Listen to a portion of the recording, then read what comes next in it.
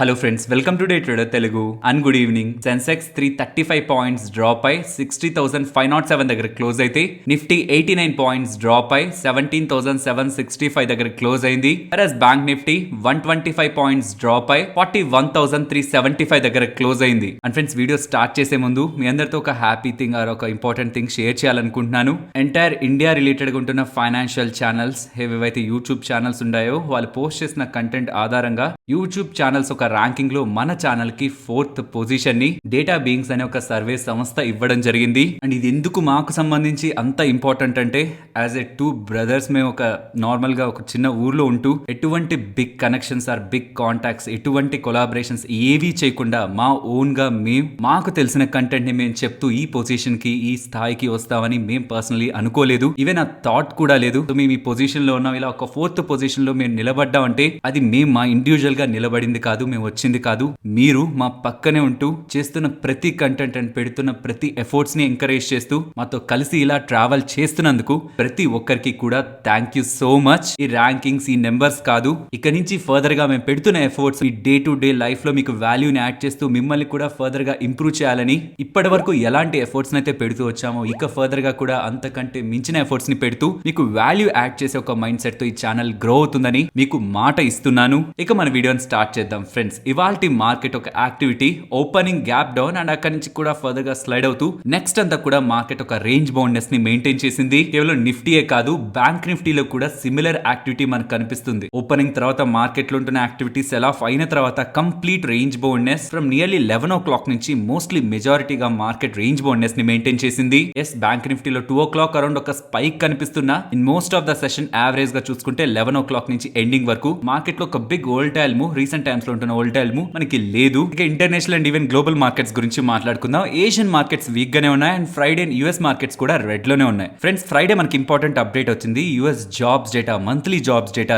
ఇది సింపుల్ గా చెప్పాలంటే మార్కెట్ ఎన్ని జాబ్స్ అయితే యాడ్ అవుతాయి అనుకుందో అంతకి 3 times డేటా వచ్చింది. సో జాబ్స్ కట్ అయిపోతున్నాయి, సాఫ్ట్వేర్ ఎంప్లాయీస్ వాళ్ళ ఉద్యోగాలను కోల్పోతున్నారు, రెసిషన్, మార్కెట్ ఫియర్ ఇదంతటిని కూడా కొట్టేస్తూ ఎక్స్పెక్టేషన్స్ కంటే 3 times బెటర్ జాబ్స్ నమోదయ్యాయి. సో మార్కెట్ లో ఏ హెడ్లైన్స్ అయితే మనకు కనిపించాయో అవన్నీ ఒక పార్ట్, బట్ దానికి 3 జాబ్స్ క్రియేట్ అవుతున్నాయి యుఎస్ లో అన్న వస్తున్న అప్డేట్స్ ఎంటైర్ మార్కెట్స్ రిలేటెడ్ గా, ఎకానమీ రిలేటెడ్ గా మనం పాజిటివ్ గా తీసుకోవచ్చు. బట్ ఇక్కడ మార్కెట్ లో వస్తున్న ఒకే ఒక question, US CPI inflation data February 14th వస్తున్న డేటా ఎలా ఉండబోతుందని. బికాస్ జాబ్స్ బాగున్నాయి, ఇన్ఫ్లేషన్ కూడా Feb 14th రాబోతున్న ఇన్ఫ్లేషన్ డేటా కూడా తగ్గుదల పడుతూ ఉంటేనే ఫెడ్ వాళ్ళు నెగిటివ్ స్టేట్మెంట్స్ చేయరు. ఇఫ్ ఇన్ కేస్ ఇన్ఫ్లేషన్ కానీ ఎక్స్పెక్టేషన్స్ కంటే అబోవ్ వెళ్తుంటే, ఇన్ఫ్లేషన్ పెరుగుతున్నా ఆర్ ఉండాల్సిన రేంజ్ లోనే ఉండిపోతున్నా, ఇన్ఫ్లేషన్ తగ్గకపోతున్నా, దెన్ జాబ్స్ ఇంత మొత్తంలో ఇంత భారీగా యాడ్ అవుతున్నాయి. కాబట్టి ఫెడ్ వాళ్ళు జోక్యం చేసుకొని అగైన్ వడ్డీ రేట్ల గురించి నెగిటివ్ గా మాట్లాడడానికి ఛాన్స్ ఉంటుంది. కాబట్టి February 14th ఒక బిగ్ ఈవెంట్ మార్కెట్ లో ఉందన్న విషయాన్ని ట్రేడర్స్ గుర్తుంచుకోవాలి. February 14th అంటే ఆ రోజు ఎండ్ ఆఫ్ ద డే లో మనకు అప్డేట్ అవుతుంది.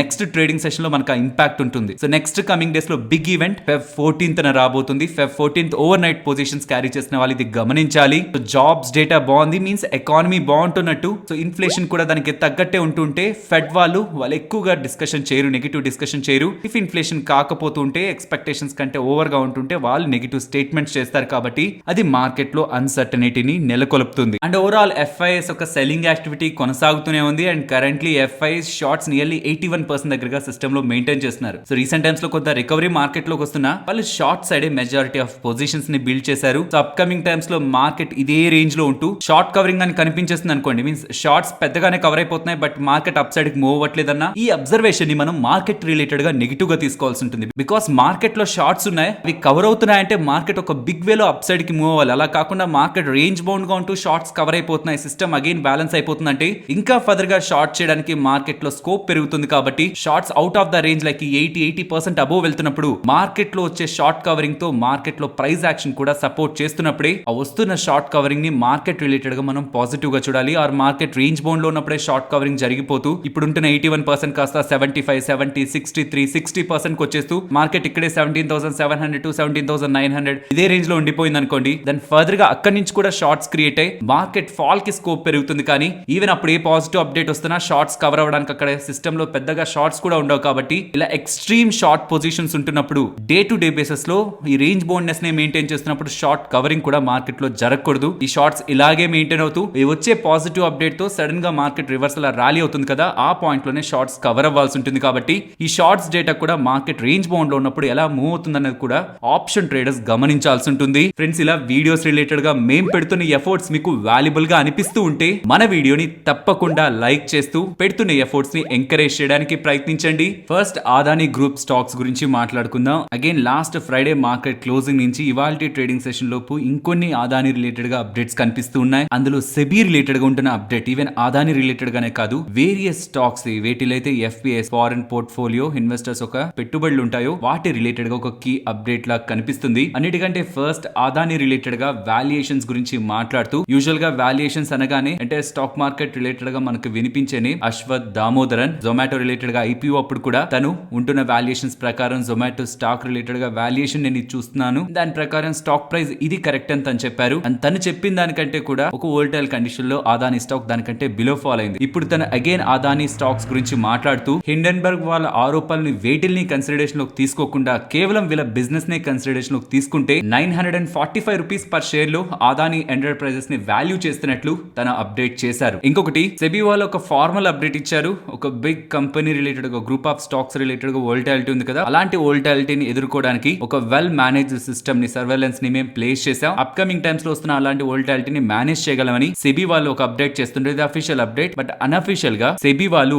బ్యాంక్స్ కి ఎవరెవరైతే ఎఫ్పిఐస్ ఒక రిజిస్ట్రేషన్ ని హ్యాండిల్ చేస్తుంటారో, డిడిపిస్ అంటుంటారు, వీటిని హ్యాండిల్ చేస్తుంటారో వాళ్ళకి ఒక సందేశాన్ని పంపించినట్టు ఎవరెవరైతే ఎఫ్పిఐస్ ఇండియన్ ఈక్విటీ మార్కెట్స్ లో వాటాని కలిగి ఉన్నారో ఆర్ బయింగ్ సెల్లింగ్ యాక్టివిటీ చేస్తున్నారో వాళ్ళ రిలేటెడ్ ఉన్న main owner are main beneficiary ఎవరనేది సెబీకి బై సెప్టెంబర్ 30, 2023 లోపు అప్డేట్ చేయాలని చెప్పారు. ఇది ఎందుకు ఇంపార్టెంట్ అంటే లెట్స్ సే నేను ఇక్కడుండి ఇండియాలో ఉండి యుఎస్ లో ఒక సబ్సిడరీని అండ్ జర్మనీలో ఒక సబ్సిడరీని అండ్ సింగపూర్ లో ఒక సబ్సిడరీని ఫామ్ చేసి వాటి ద్వారా అగైన్ ఇండియాలో ఉన్న స్టాక్స్ రిలేటెడ్ గా మ్యానిపులేషన్ చేస్తున్నాను అనుకోండి. కంటికి కనిపించేది యుఎస్ లో ఉంటున్న ఒక కంపెనీ కొంటుంది, జర్మనీకి సంబంధించిన కంపెనీ, సింగపూర్ కి సంబంధించిన కంపెనీ కొంటుందని, కానీ వాటి షేర్ హోల్డింగ్స్ ని అండ్ ఆ షేర్ హోల్డింగ్స్ ని హోల్డ్ చేస్తున్న వాళ్ళని ట్రాక్ చేస్తే అసలు 3 కంపెనీస్ కి సంబంధించి రియల్ బెనిఫిషరీ ఎవరైనా తెలిసిపోతుంది కదా, అది నేనే అని. అలా ఎవరెవరో ఇన్వెస్ట్ చేస్తున్నారు కరెక్టే, కానీ ఆ ఇన్వెస్ట్ చేస్తున్న కంపెనీస్ బ్యాక్ ఉంటున్న రియల్ పర్సన్ ఇలా ఎవరు అసలైన బెనిఫిషరీ ఓనర్ అని బ్యాంక్స్ ఎఫ్ఐ ద్వారా కనుక్కొని బై సెప్టెంబర్ 30, 2023 లోపు సెబీ వాళ్ళకి చెప్పాల్సి ఉంటుందని. అలా సెప్టెంబర్ 30, 2023 లోపు ఈ అప్డేట్ ఇవ్వని పక్షంలో బై మార్చ్ 31, 2024 లోపు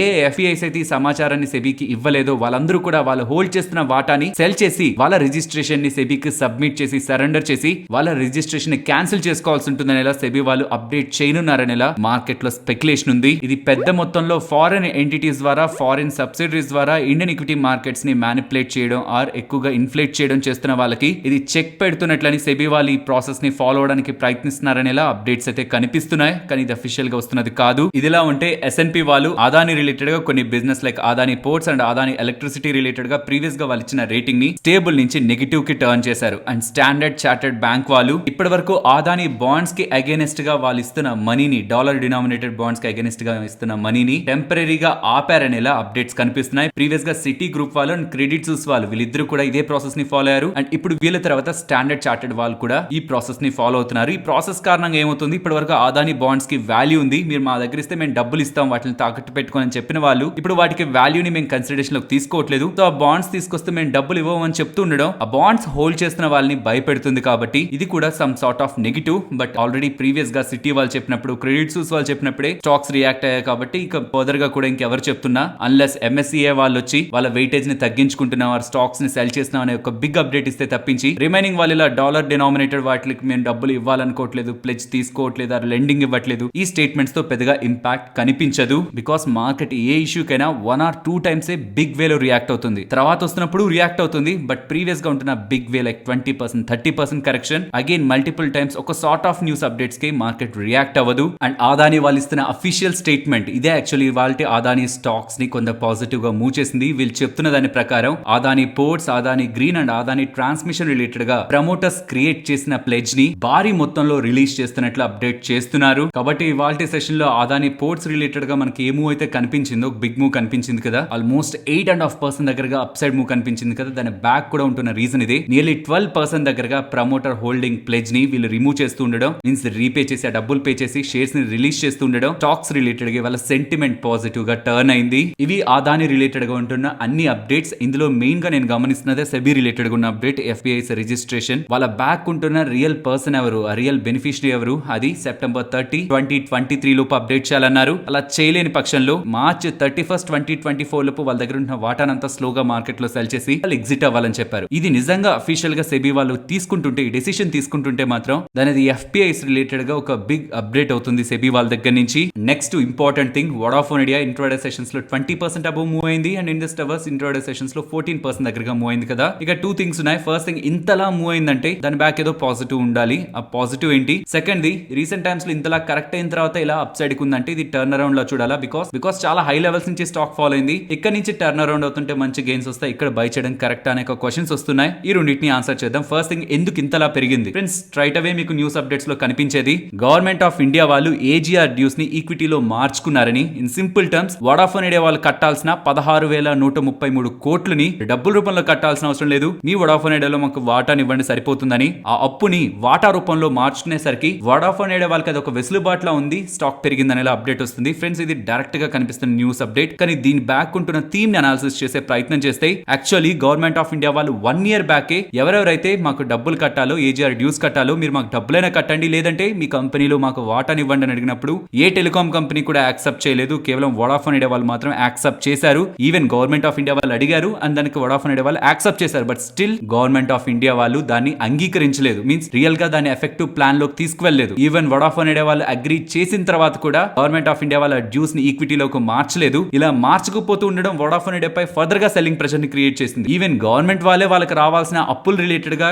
వోడాఫోన్ ఐడియాలో ఈక్విటీని వాటాను తీసుకోవట్లేదంటే ఇంకా వోడాఫోన్ ఐడియా సస్టైన్ అవడానికి అసలు లాజిక్ ఏ ఉంది? గవర్నమెంట్ ఆఫ్ ఇండియా వాళ్ళకి క్లియర్ గా అర్థమవుతుంది వోడాఫోన్ ఐడియా సస్టైన్ అవ్వదు. అలా సస్టైన్ అవ్వలేని కంపెనీలో మనం వాటాను తీసుకొని ఏం చేస్తామని గవర్నమెంట్ ఆఫ్ ఇండియా కూడా అవాయిడ్ చేస్తుంది వోడాఫోన్ ఐడియాని. Most of the banks and ఇతర institutional investors fund raising related గా వోడాఫోన్ ఐడియాకి పాజిటివ్ గా ఇవ్వలేదు అప్డేట్ ని. ఇప్పుడు after 1 year government of India ముందుకొస్తూ ఓకే మీరు మాకు కట్టాల్సిన 16,133 కోట్ల రిలేటెడ్ గా మేము వాటాను తీసుకుంటామని 35.8% వాటా ఇప్పుడు వోడాఫోన్ ఐడియాలో తీసుకుంటూ ఉండడం. ఇప్పుడు సింగిల్ లార్జెస్ట్ షేర్ హోల్డర్ అవుతారు గవర్నమెంట్ ఆఫ్ ఇండియా వాళ్ళు. ఇక Vodafone Idea is nothing but like of PSU లా యాక్ట్ అవుతుంది. Because majority of share holding government దే. అండ్ ఈ 1 year పాటు ఏదైతే గవర్నమెంట్ పెండింగ్ లో ఉంచిందో అప్పుడంతా సెల్లింగ్ ప్రెషర్ కనిపించింది. 1 year తర్వాత గవర్నమెంట్ ఈ స్టెప్ తీసుకుంటూ ఉండడం, ప్రీవియస్ గా ఉంటున్న సెల్లింగ్ ప్రెషర్ కవర్ అవ్వడం, ఇది పాజిటివ్ ఫస్ట్ థింగ్. సెకండ్ ది, గవర్నమెంట్ ఆఫ్ ఇండియానే మెజారిటీ ఆఫ్ షేర్ హోల్డర్ అంటే ఇప్పుడు వోడాఫోన్ ఐడియా వాళ్ళు బ్యాంక్స్ దగ్గరికి వెళ్లి బ్యాంక్స్ కట్టాల్సిన డబ్బుల్ని రీఫైనాన్సింగ్ చేసుకోవడానికి వెళ్ళినప్పుడు గవర్నమెంట్ ఒక మెజారిటీ షేర్ హోల్డర్ కాబట్టి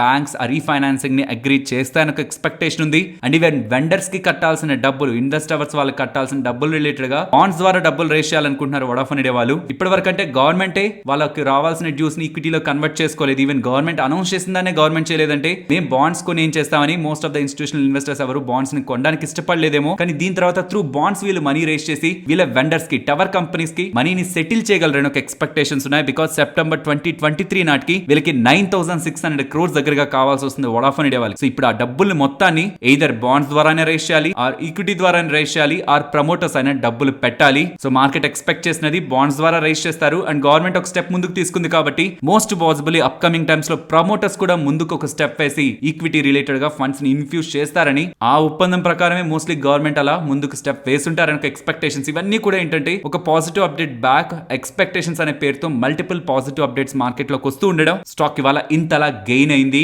ఇవాళ మనకి వోడాఫోన్ ఐడియా ఇన్ ద సెంట్ బ్యాంకే కనిపిస్తుంటుంది. కానీ ఫ్రెండ్స్, వోడాఫోన్ ఐడియా వాళ్ళకి ఆల్మోస్ట్ 1,90,000 కోట్ల దగ్గరగా అప్పులు ఉన్నాయి కదా. అందులో బ్యాంక్స్ కి నియర్లీ 29,000 crores దగ్గరగా బకాయిలు ఉన్నాయి. అలా 29,000 crores ఎక్కువగా వాళ్ళు డబ్బులు ఇవ్వాల్సింది ఎస్బీఐ వాళ్ళకి 11,000 crores దగ్గరగా. కానీ ఎస్బీఐ వాళ్ళ లోన్ బుక్ చాలా పెద్దది కదా. అలా కాకుండా ఏ బ్యాంక్స్ వోడాఫోన్ ఐడియా వాళ్ళకి ఇచ్చిన అప్పులు వాళ్ళ రిలేటెడ్ గా చాలా పెద్ద లోన్స్ అని చూసినప్పుడు ఐడిఎఫ్సి ఫస్ట్ బ్యాంక్ 3,200 crores దగ్గరగా వాళ్ళకి లోన్స్ ఇచ్చారు. సో ఇవాళ వాళ్ళ రిలేటెడ్ గా పాజిటివ్ అప్డేట్ వస్తుండడం, ఐడిఎఫ్సి ఫస్ట్ బ్యాంక్ కూడా పాజిటివ్ గానే మూవ్ అయింది. ఈవెన్ ఎస్ బ్యాంక్ వాళ్ళు కూడా నియర్లీ 4,000 crores దగ్గరగా వాళ్ళకి అప్పులు ఇచ్చారు. సో వీళ్ళకి కూడా అది రిటర్న్ అవుతూ ఉంటే ఆ బ్యాంక్స్ రిలేటెడ్ గా అది బిగ్ పాజిటివ్. ఇవి కాక ఇండస్ఇండ్ బ్యాంక్ వాళ్ళు 3,500 crores అండ్ పిఎన్బి వాళ్ళు 3,000 crores దగ్గరగా వోడాఫోన్ ఐడియా వాళ్ళకి లోన్స్ ఇచ్చారు. సో ఇది పాజిటివ్ రిలేటెడ్ థింగ్. అండ్ ఇప్పుడు ఇక్కడ స్టాక్ ని బై చేయొచ్చా? 20% పెరిగింది. అప్కమింగ్ టైమ్స్ లో కూడా ఎక్కువగా పెరుగుతుందని వచ్చే క్వశ్చన్స్ కి చెప్పాలనుకుంటుంది గవర్నమెంట్ ఆఫ్ ఇండియా వాళ్ళు. ఇప్పటి వరకు 1 రూపీ కూడా వోడాఫోన్ ఐడియా వాళ్ళకి కొత్తగా ఇవ్వలేదు. 16,133 crores వోడాఫోన్ ఐడియా వాళ్ళు కట్టాల్సిన డబ్బులే. సరే మీరు కట్టలేరు, మీలో ఉన్న వాటాని ఇవ్వండి అని 1 year బ్యాక్ అడిగారు. బట్ అలా అడిగిన తర్వాత కూడా ప్రొసీడ్ అవ్వలేదు. సో అది నెగిటివ్ అయింది.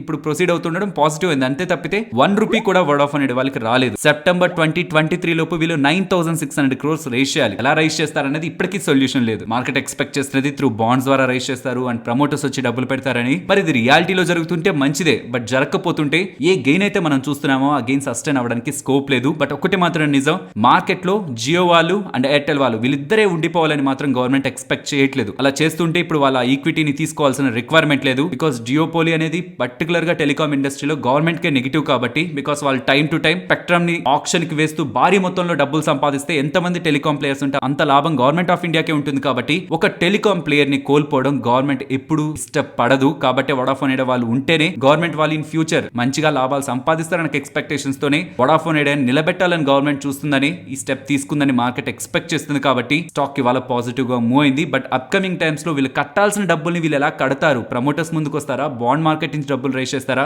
ఈ క్లారిటీ లేనంత వరకు అప్కమింగ్ మంత్స్ లో వీళ్ళ డెట్ రీపేమెంట్స్ జరగనంత వరకు స్టాక్ రిలేటెడ్ గా వోలటిలిటీ ఉంటుందని, due to excessive selling stock related వచ్చే పాజిటివ్ అప్డేట్స్ స్టాక్ ని మూవ్ చేస్తాయేమో. బట్ లాంగ్ టర్మ్ లో స్టాక్ మల్టీ రిటర్న్ గ్రోత్ ని డెలివర్ చేయాలంటే స్టాక్ ఫండమెంటల్స్ అండ్ వీళ్ళ డెట్ ప్రొఫైల్ తగ్గాలి. అది సిగ్నిఫికెంట్ గా కనిపించినంత వరకు స్టాక్ రిలేటెడ్ గా బిగినర్స్ అవాయిడ్ చేయడం అనేది better option. Next Ashok Leyland అలాగే రిలయన్స్ ఇండస్ట్రీస్ వాళ్ళు ఒక హెవీ డ్యూటీ ట్రక్ ని అండ్ ఆ ట్రక్ హైడ్రోజన్ కంబర్జన్ ఇంజిన్ తో రన్ అవుతుంది. ఈ ట్రక్ రిలేటెడ్ గా డేటాని అప్డేట్ చేశారు. ఇది first hydrogen powered heavy duty truck. Next results గురించి మాట్లాడుకోవాలి. ప్రీవియస్ గా వచ్చిన మనకి రిజల్ట్స్ చూస్తే ఫస్ట్ ఐటీసీని చూద్దాం. ఐటీసీ రిజల్ట్స్ బాగున్నాయి and interim dividend 6 rupees ప్రకటించారనుకున్నాం కదా, కొంత ఇంట్రెస్టింగ్ డేటా కనిపిస్తుంది. పర్టికులర్ గా వీళ్ళ రెవెన్యూస్ బిలో ఎస్టిమేట్స్ ఉన్నాయి. మీన్స్ రెవెన్యూస్ అనుకున్నంతలా గ్రో అవ్వలేదు. దీనికి మెయిన్ రీజన్ వీళ్ళ అగ్రి బిజినెస్. ఫ్రెండ్స్ మనకి తెలుసు wheat and rice exports related గా గవర్నమెంట్ ఆఫ్ ఇండియా కొన్ని రిస్ట్రిక్షన్స్ ని విధించింది. కాబట్టి వీళ్ళ రిలేటెడ్ గా అగ్రి బిజినెస్ లో కొంత ఫాల్ కనిపించింది. బట్ అది తప్ప రిమైనింగ్ నెంబర్స్ అంతా కూడా స్ట్రాంగ్ గా ఉన్నాయి. బడ్జెట్ లో వీళ్ళ రిలేటెడ్ గా టాక్సేషన్ గురించి ఎక్స్పెక్టెడ్ కంటే బెటర్ డేటా వచ్చింది. మీన్స్ టాక్సేషన్ లోయర్ సైడ్ ఉంది అండ్ నెంబర్స్ కూడా బాగుంటుండడం స్టాక్ రిలేటెడ్ గా బిగ్ పాజిటివ్ లా మనం చూడొచ్చు.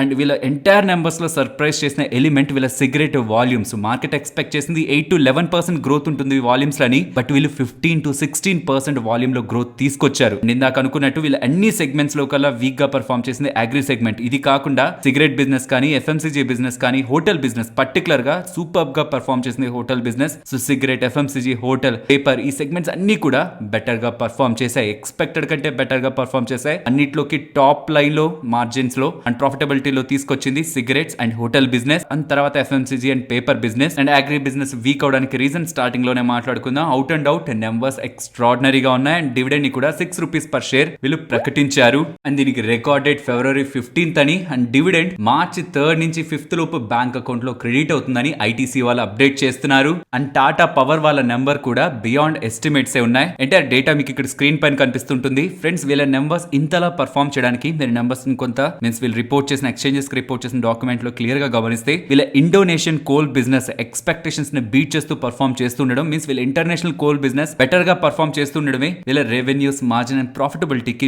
Main reason. అండ్ ఈవెన్ వీళ్ళ రెన్యూవబుల్ ఎనర్జీ రిలేటెడ్ గా బిజినెస్ లో ఈపీసీ మార్జిన్స్ ప్రీవియస్ గా కొంత లోయర్ సైడ్ ఉంటూ వచ్చాయి కదా, కానీ ఇప్పుడు ఆ మార్జిన్స్ 5 to 6% రేంజ్ కి, ఇది కూడా ప్రీవియస్ గా వీళ్ళు ఇచ్చిన గైడెన్సే, కానీ ప్రీవియస్ క్వార్టర్స్ లో ఆ రేంజ్ లో లేవు. ఇప్పుడు ఈ రెన్యూవబుల్ ఎనర్జీ రిలేటెడ్ గా ఈపీసీ మార్జిన్స్ కూడా విత్ ఇన్ ద రేంజ్ వీళ్ళు ఇచ్చిన గైడెడ్ రేంజ్ కి వస్తూ ఉండడం. ఈ 2 రీజన్స్ ఈ ఎంటైర్ రిజల్ట్స్ రిలేటెడ్ గా పాజిటివ్ రిజల్ట్స్ బ్యాక్ ఉంటున్న reason. Indonesia coal business better గా ఉంది అండ్ రెన్యూవబుల్ ఎనర్జీ రిలేటెడ్ గా ఈపీసీ మార్జిన్స్ కూడా వీళ్ళు అనుకుంటున్న రేంజ్ ఆ బ్యాండ్ కి రావడం ఓవరాల్ మార్జిన్స్ అండ్ ప్రాఫిటబిలిటీని ఇంప్రూవ్ చేసింది. అండ్ కాన్ఫరెన్స్ కాల్ లో టాటా పవర్ వాళ్ళు చెప్తున్నది వీళ్ళ రిలేటెడ్ గా ఒడిశా డిస్ట్రిబ్యూషన్ బిజినెస్ ఉంది కదా, ఏటీఎన్సీ బిజినెస్ ఉంది కదా, దాని రిలేటెడ్ గా లాసెస్ ప్రీవియస్ గా ఎక్కువగా ఉన్నాయి అండ్ ఇప్పుడు ఆ లాసెస్ కంట్రోల్ లోకి వస్తూ ఈ ఎంటైర్ బిజినెస్ ట్రాక్ లోకి వస్తుందని వీళ్ళు చేసిన స్టేట్మెంట్ పాజిటివ్ గా చూడొచ్చు. అండ్ వీళ్ళ సోలార్ పైప్ లైన్, ఈ డీల్ పైప్ లైన్ రిలేటెడ్ గా, ఈ సోలార్ బిజినెస్ రిలేటెడ్ గా నియర్లీ 15,000 crore దగ్గరగా వీళ్ళ దగ్గర ఆర్డర్ బుక్ రన్ అవుతుందని. And in terms of power చూడాలంటే అది 3.9 gigawatt సోలార్ ఆర్డర్ బుక్ వీళ్ళ రిలేటెడ్ గా రన్ అవుతుందని వీళ్ళు అప్డేట్ చేస్తుండడం పాజిటివ్ గా చూడొచ్చు. అండ్ ఈవెన్ కాన్ఫరెన్స్ కాల్ ముందర లాంగ్ టర్మ్ పీపీఏ రిలేటెడ్ గా కూడా వీళ్ళు పాజిటివ్ ఎక్స్పెక్టేషన్స్ తో ఉన్నారని చేసిన స్టేట్మెంట్స్ కూడా టాటా పవర్ రిలేటెడ్ గా మనం పాజిటివ్ గా చూడొచ్చు. నెక్స్ట్ ప్రాజ్ నెంబర్స్ ఎక్స్పెక్టేషన్స్ ని అగైన్ ఇక్కడ బీట్ చేస్తున్నాయి. పర్టికులర్ గా మార్జిన్స్ స్టేబుల్ గా ఉంటుండడం మార్కెట్ పాజిటివ్ గా తీసుకుంది అండ్ నెంబర్స్ బాగుంటుండడం. అండ్ ఎండ్ కాన్ఫరెన్స్ కాల్ లో వీళ్ళు అప్డేట్ చేస్తున్నది అప్కమింగ్ టైమ్స్ లో ఇంకా ఇన్ని ఆర్డర్స్ గెలుచుకోవాలి, నెంబర్ ఆఫ్ ఆర్డర్స్ కంటే కూడా ఉంటున్న బిజినెస్ లో మార్జిన్స్ పెంచుకునే ప్రయత్నం వీళ్ళు చేస్తారనేలా రాజ్ వాళ్ళు అప్డేట్ చేశారు. Stellar numbers State Bank of India వాళ్ళ దగ్గర నుంచి return on assets right away second quarter లో కూడా, సెకండ్ కన్సిక్యూటివ్ క్వార్టర్ లో కూడా 1% అబోవ్ నమోదవుతుంది. And highest ever quarterly profit, ఇప్పటి వరకు క్వార్టర్లీ ప్రాఫిట్ లో ఇంత నెంబర్ ఇప్పుడు వీళ్ళు పోస్ట్ చేయలేదు. And net interest margin 3.5% which is 29 quarters best and cost to income కూడా 23 quarters lowest లో ఉంది అండ్ NPS కూడా 7 years best, 29 quarters best and credit to deposit ratio 11 quarters best and profit and net interest income ఇవన్నీ కూడా expectations ని beat చేస్తూ better గా post చేస్తుండడం. Overall SBI numbers ని కూడా మనం పాజిటివ్ సైడ్ చూడొచ్చు. అండ్ నెక్స్ట్ మ్యారికో వాళ్ళు ప్రీవియస్ గానే చెప్పారు నెక్స్ట్ క్వార్టర్లీ నెంబర్స్ మా ఇలా ఉంటాయి అండ్ ఎక్స్పెక్టేషన్స్ అయితే బిల్డ్ చేశారు. ఇన్ లైన్ విత్ ఎస్టిమేట్స్ వీళ్ళ నెంబర్స్ ఉన్నాయి అండ్ వీళ్ళ బిజినెస్ సెగ్మెంట్స్ ఉంటాయి కదా, అందులో పారాషూట్ సెగ్మెంట్ బెటర్ గానే పర్ఫార్మ్ చేసింది కానీ వాల్యూ యాడెడ్ హెయిర్ ఆయిల్స్ లో గ్రోత్ లేదు. Finally Parachute and Saffola lead చేస్తుంటే value added hair oils drag చేశాయి వీళ్ళ బిజినెస్ ని. అండ్ వీళ్ళ ఎంటైర్ బిజినెస్ అంతా డేటా అప్డేట్ చేశాక వీళ్ళ కాన్ఫరెన్స్ కాల్ వీళ్ళు అప్డేట్ చేసినది మార్జిన్స్ ని 18 to 19% మెయింటైన్ చేస్తారని. ఇప్పుడు అరౌండ్ 18 ఉంది కదా, అదే అప్కమింగ్ టైమ్స్ లో ఉంటుందని. అండ్ రెవెన్యూ 13 to 15% గ్రోత్ తో అండ్ వాల్యూమ్ 8 to 10% గ్రోత్ తో వీళ్ళు గ్రో అవుతారని ఇలా మ్యారికో వాళ్ళు గైడెన్స్ అయితే ఇచ్చారు. అండ్ నెక్స్ట్ పేటిఎం గురించి మాట్లాడుకోవాలి. పేటిఎం వాళ్ళు first ever operating side profit అయితే పోస్ట్ చేశారు. ఎస్, ఈసారి 3 crore ప్రాఫిట్ ఆపరేటింగ్ సైడ్ కనిపించింది. లాస్ట్ టైం 16 crore లాస్ ఉంది and last year same time 393 crore loss ఉంది. ఓవరాల్ గా నెట్ లాస్ ఉంటున్నా operating side profit first time post చేస్తున్నారు. Net loss nearly 392 crores, but అది last year same quarter తో compare చేస్తే lower side ఉంది. So overall operational side వీళ్ళు positive గా నెంబర్స్ ని ఈసారి డెలివర్ చేస్తుండడం, ఇది బిగ్ పాజిటివ్ స్టాక్ రిలేటెడ్ గా హెల్దీగా ఉంటూ ఉండడం ఓవరాల్ స్టాక్ రిలేటెడ్ గా ఈ గెయిన్స్ కి reason. So first ever Paytm వాళ్ళు ఆపరేషనల్ సైడ్ బ్రేక్ ఈవెన్ అయి పాజిటివ్ గా 3 crore ఆపరేషనల్ ప్రాఫిట్ ని నమోదు చేశారు. నెక్స్ట్ నిఫ్టీ అలాగే bank Nifty support and resistance. Nifty support 17,660 and up side 17,770, break అయితే 17,850. అండ్ బ్యాంక్ నిఫ్టీ రిలేటెడ్ గా down side 40,960 and up side 41,630. And friends Nifty option chain data recent times లో మనం అనుకుంటున్న range 17,400 to 17,900, ఈ 500 point range ని గమనిద్దామని. Still ఇదే range లోనే ఉంది కాబట్టి ఆ చేంజెస్ ఏం నేను చెయ్యట్లేదు. 17,750 అబౌవ్ క్లోజ్ అవుతుండడం యాక్చువల్లీ బులిష్ గానే చూస్తున్నాను. ఆ లెవెల్ అబౌవ్ మార్క్ క్లోజ్ అవుతుండడం, బట్ ఇవాళ మార్కెట్ అంత స్ట్రెంత్ ఏం లేదు కాబట్టి ఇంకొక trading session, closing trading session కానీ అలానే 17,750 అబౌవ్ ఉంటే కావంటే మారుద్దాం. యాజ్ ఆఫ్ నౌ అదే రేంజ్ అనుకుంటున్నాను, 17,400 to 900, బట్ మార్కెట్ ప్రకారం 17,500 to 18,000 ఈ రేంజ్ లో మార్కెట్ ఉంటుందని ఇలా కాల్ అలాగే పుట్ రైటర్స్ బిలీవ్ చేస్తున్నారు. ఫైనలీ ఇది ఫ్రెండ్స్ మన వీడియో నచ్చిందా? నచ్చితే మన వీడియోని లైక్ చేయండి ఫ్రెండ్స్. అండ్ ఈ వీడియో మన వాళ్ళకి యూజ్ అవుతుంది అనుకుంటే తప్పకుండా షేర్ చేయండి అండ్ మన ఛానల్ ని సబ్స్క్రైబ్ చేయనట్లయితే ఛానల్లో ఉంటున్న కంటెంట్ ని గమనించండి. ఇఫ్ ఆ కంటెంట్ మీకు యూజ్ అవుతుంది అనుకుంటేనే ఛానల్ ని సబ్స్క్రైబ్ చేసి పక్కనే ఉన్న బెల్ ఐకాన్ క్లిక్ చేయండి. మరొక ఇంట్రెస్టింగ్ వీడియోతో మళ్ళీ మీ ముందుకు వస్తాను. అంతవరకు టేక్ కేర్, జై హింద్.